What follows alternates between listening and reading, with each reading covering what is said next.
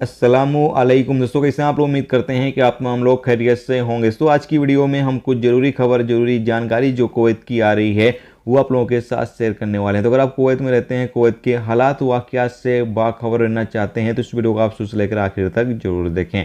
सबसे पहली खबर आप लोगों के साथ शेयर करते हैं कि कुवैत के जबरिया इलाके में एक शराब की फैक्ट्री पर छापा मारा गया, जहां से 5 गैर मुल्कियों को गिरफ्तार कर लिया गया है। ये लोग शराब जो है वो तैयार कर रहे थे और शराब को मार्केटों में सप्लाई भी कर रहे थे, यानी ले जाकर मार्केटों में बेच रहे थे और लोगों को ये शराब जो है वो बेचा जा रहा था। जब पुलिस को इस बारे में इंफॉर्मेशन मिली तो पुलिस ने यहाँ पर जो है वो छापा मारा और बड़ी तादाद में शराब को भी जब्त किया है, जबकि गैर मुल्कियों को गिरफ्तार करने के बाद आगे अधिकारियों को सौंप दिया गया है, जहां पर इनके खिलाफ जो भी आगे की कानूनी कार्रवाई है वो की जाएगी। इसके साथ अगली अपडेट ये है कि Kuwait public authority for civil information की तरफ से अपडेट जारी करके बताया गया है कि कुवैत में गैर मुल्कियों का जो सिविल आईडी है वो जारी करने में काफ़ी ज़्यादा लेट लपेट हो रहा है। जो कुवैत के अंदर प्रवासी रहते हैं या फिर जो बंदे नए वीजे पर आ रहे हैं, उनका सिविल आईडी जारी करने में काफ़ी ज़्यादा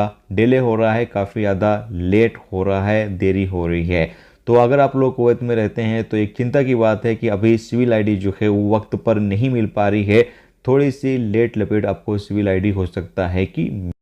इसके साथ अगली अपडेट ये है कि कुवैत में रेसिडेंस लॉ और रिश्वतखोरी और साथ में फेक लेबर ऑफिस को लेकर कानूनी कार्रवाई की गई है, जिसके चलते कई गैर मुल्कियों को जो है वो गिरफ्तार किया गया है। अपडेट के मुताबिक बताया गया है कि जो लोग रेसिडेंस लॉ के खिलाफ फर्जी कर रहे हैं उनको तो लगातार गिरफ्तार किया ही जा रहा है, और कुछ लोगों को रिश्वतखोरी के आरोप में भी गिरफ्तार किया गया है, और साथ में कुछ लोग जो कि फेक लेबर सप्लाई ऑफिस में काम कर रहे थे या फिर ऑफिस चला रहे थे, ऐसे लोगों को भी यहाँ पर गिरफ्तार किया गया है।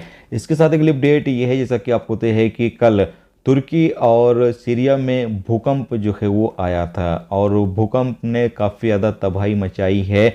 और बताया जा रहा है, जो अब तक आंकड़े जारी किए गए हैं उसमें बताया गया है कि 5,000 से ज़्यादा लोगों की अब तक जो है वो मौत की खबरें सामने आ चुकी हैं, जबकि बड़ी संख्या में लोग जो है वो जख्मी भी हुए हैं।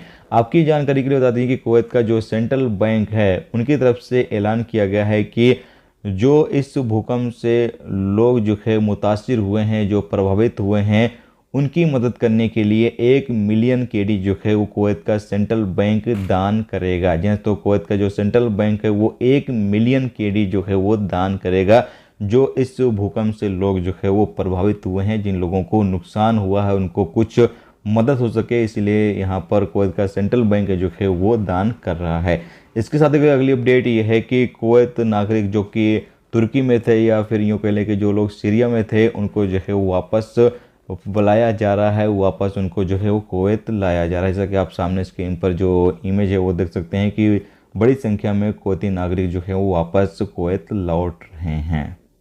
दोस्तों, ये थी आज की कुवैत की कुछ बड़ी और इम्पोर्टेंट अपडेट, इम्पोर्टेंट जानकारी जो मैंने आप लोगों के साथ जो है वो शेयर कर दी है। उम्मीद करता हूँ ये वीडियो, ये जानकारी आपको अच्छी लगी हो।